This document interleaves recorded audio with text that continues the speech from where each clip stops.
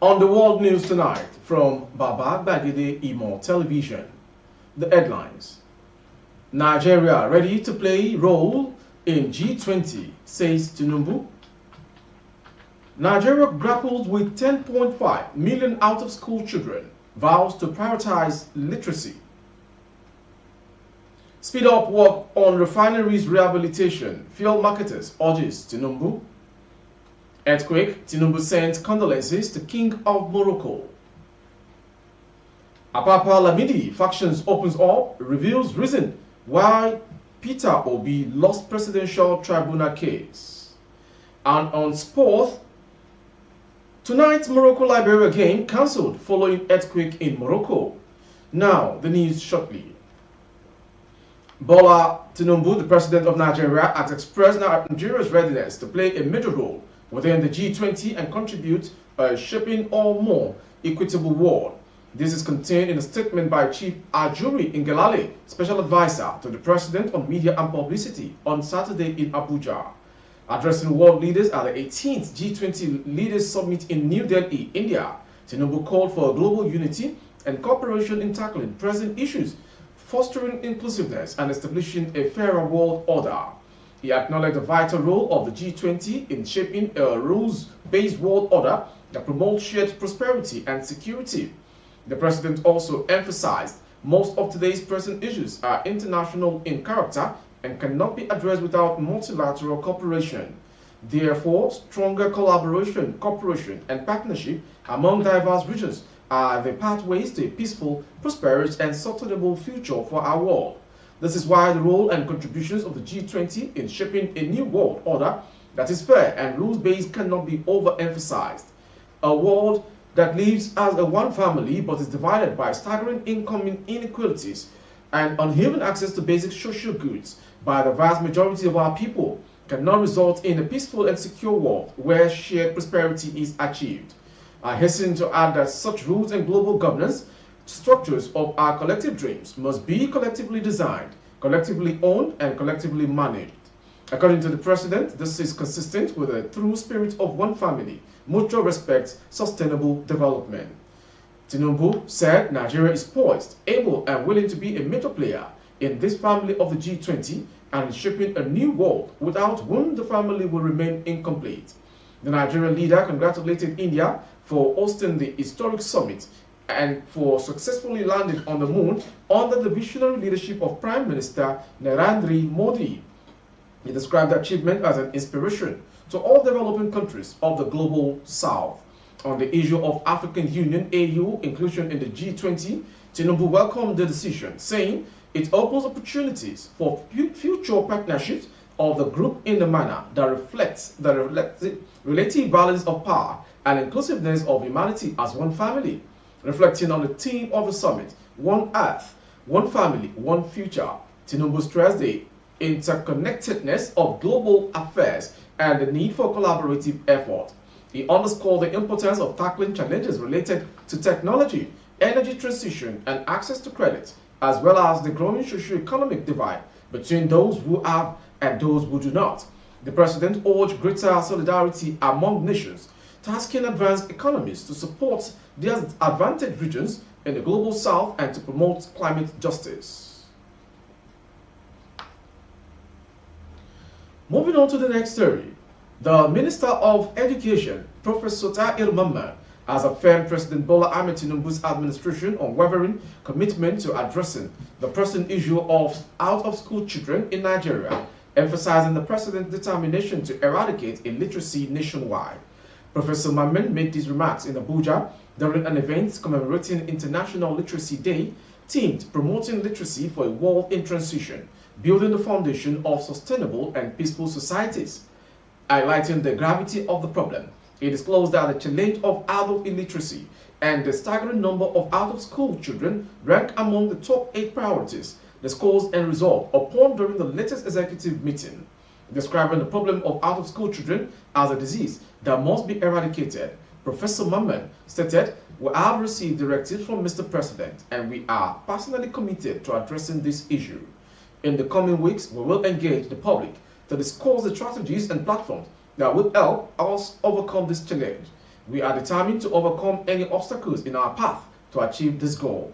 Addressing concerns about conflicting data, the minister clarified that the latest figure stands at a staggering 10.5 million out-of-school children in Nigeria. The Executive Secretary of the National Commission for Mass Literacy, Adult and Non-Formal Education (NMEC), Professor Simon Akpama, underscored the significance of International Literacy Day in fostering societal stability, social and economic development, and peace, while urging a sincere reconsideration of the critical role literacy plays in this aspect. International Literacy Day, observed since 1967 under UNESCO's banner, serves as a poignant reminder of the imperative of literacy as a fundamental human right and cornerstone for building a more literate and sustainable society.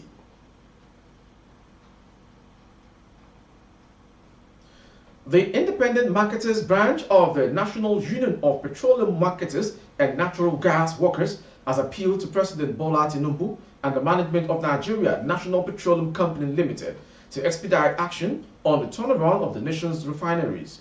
This appeal was made by its chairman, Comrade Oluleye Olayemi, on Friday, while fielding questions from reporters shortly after he was re-elected for his second term. Oluleye noted that the turnaround of the refineries would help to reduce the hardship being faced by the fuel subsidy removal amongst the citizens. He, however, disagreed with former President Olusegun Obasanjo, who was reported to have said the nation's refineries might never work. He described the statement of the former president as appalling.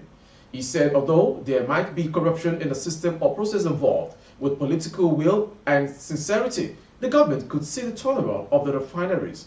He said the branch is in support of the position of the Nigerian Labour and NUPEN National Executive Council on the deregulation policy of the oil and gas industry. While the subsidy removal can be said to be the right decision, the timing could have been deferred till the refineries become functional. The government should have built refineries in phases across the oil-producing states and gradually remove the subsidy. We are badly affected by deregulation. We appeal to the government that they should expedite actions on the refineries turnaround and maintenance of our refineries. We are badly affected as many marketers are not loading, and that affected our members who could not attend. Without renovation of the depot, many people will be jobless. And to the next story. President Bola Ahmed Tinubu has extended his heartfelt condolences to King Mohammed V of Morocco following Saturday's devastating earthquake in his homeland, which claimed many lives. The president commiserated with all families who lost loved ones and all those others otherwise affected by the tragedy, while wishing a full and swift recovery to those who were injured. President Tinubu, in a statement by presidential spokesman Ajuri Ngelale, assured the government and people of Morocco that the heartfelt prayers and thoughts of Nigerians were with them during this difficult moment of tragedy. In the face of this adversity, Nigeria will continue to stand in solidarity with Morocco as they recover, rebuild, and come out stronger than ever from this unfortunate event, the president assured. Moving on to the next story. The Lamidi section of the Labour Party LP has now disclosed the real reason why Asiwaju Bola Tinubu of the All Progressive Congress APC defeated Peter Obi in his appeal before the Presidential Election Petition Tribunal. Recall how on Wednesday, September 6th, the Presidential Tribunal dismissed Peter Obi's complaint against President Bola Tinubu. The tribunal asserted that Peter Obi failed to identify the anomaly, the locations where it took place, or the people it had an impact on, instead making generic accusations of irregularities in the election. According to the spokesman for the Apapa faction, Abayomi Arabambi, the national chairman of the party, Julius Abure, and Peter Obi were unable to present the result of voting both at the Presidential Election Petition Tribunal because they had not paid party agents in compliance with the tribunal's ruling. According to Arabambi, the majority of the agents allegedly fled with the polling unit's result sheets when the party failed to give agents the 10,000 naira compensation they had been promised. The Labour Party leader believed Obi was wasting his time and money by appealing the tribunal's decision. He continued by saying that no polling agent had ever received payment in advance and that he had previously warned Nigerians that this could have an impact on them after the election. None of my agents received payment. Simply put, we told INEC that we have agents in roughly 130,000 of the more than 190,000 polling units. No further content was uploaded. None of the 130,000 agents we had reported the result of their voting units to Obi. We owe each of them 10,000 naira. From that story, from politics, we go to the next one. The convoy of State's First Lady, Aisha Bala Mohammed, trapped on bad road within the state. The convoy became stranded in flood water while en route to commission a healthcare center in Jemden area of the state. The photos of the scene, which had since gone viral on social media up today, see the convoy found itself marooned on a waterlogged and inadequately maintained road, rendering our SUV convoy immobile. In the images, the First Lady was seen disembarking from her vehicle and wading through the water to reach her intended destination. You are watching the world news from Baba Bagidi Imo Television. Next story. At least 8 persons have been confirmed dead, while 7 others are missing in a boat mishap in Adamawa State, northeast Nigeria. Authorities also confirmed that another 8 passengers have been rescued, according to the Adamawa State Emergency Management Agency at December. On Friday, information reported that no fewer than 15 persons were feared dead in a local boat accident in the state. The boat reportedly capsized while conveying local, including children, in the popular Unjua Lake across Rungagel village in the Yola South local government area of the state on Friday afternoon. Confirming the fatality on Saturday, the executive secretary of Adesema, Suleiman Aminu, said, "So far, we have recovered 8 dead bodies. We have also rescued 8 persons, and we are still searching for about 7 others." Actually, there were 33 persons on the boat who were returning from Ringage, where they went to purchase maize. Their boat capsized due to bad weather. There was thunderstorm actually about the time they got on the boat. Today, the deputy governor visited the site and directed us to identify all crossing points in the state so that life jackets would be provided for passengers, he said. Aminu also advised operators of inland waterways commercial transportation to avoid overloading and bad weather periods. From that story, we'll go to the next one. Gombe State University has been thrown into pandemonium on Saturday as a female student who gave birth allegedly throws down the new baby from the story building of their hostel.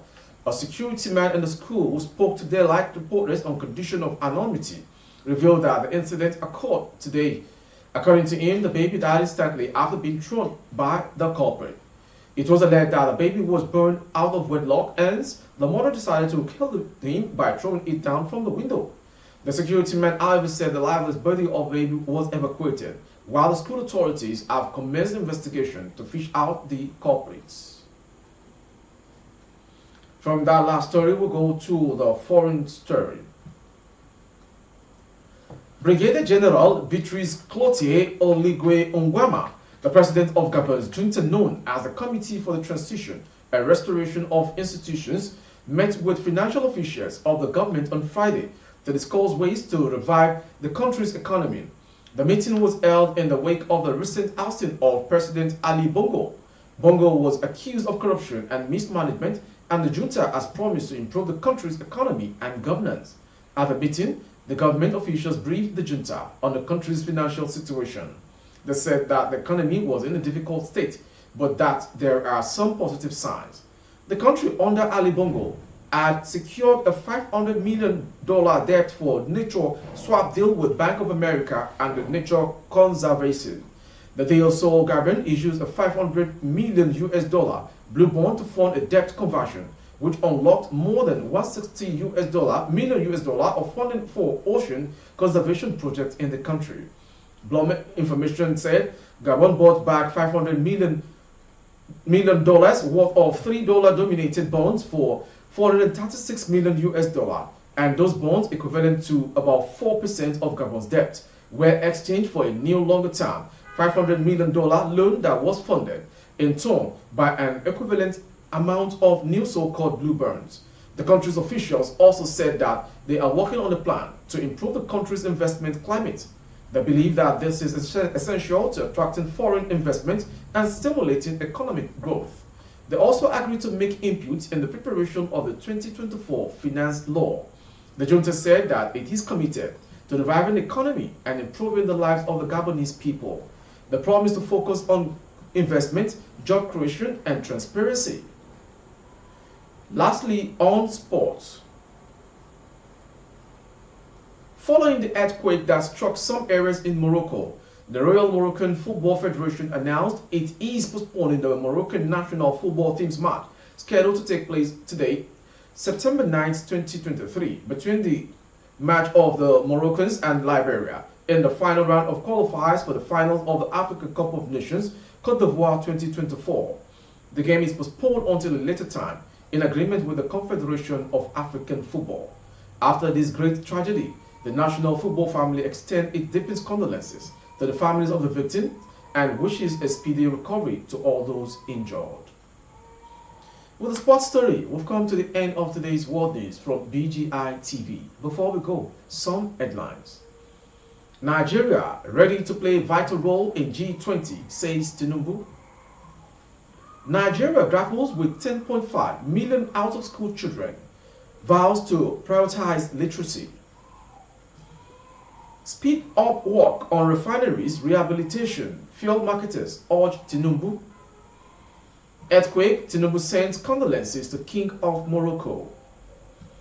Apapa Lamidi factions opens up, reveals real reason why Peter Obi lost presidential tribunal case. And on sports, tonight's Morocco-Liberia game cancelled following earthquake. For more updates of our broadcast on YouTube, our handle is Baba Bagede Imo Television. Kindly subscribe and click on the notification bell.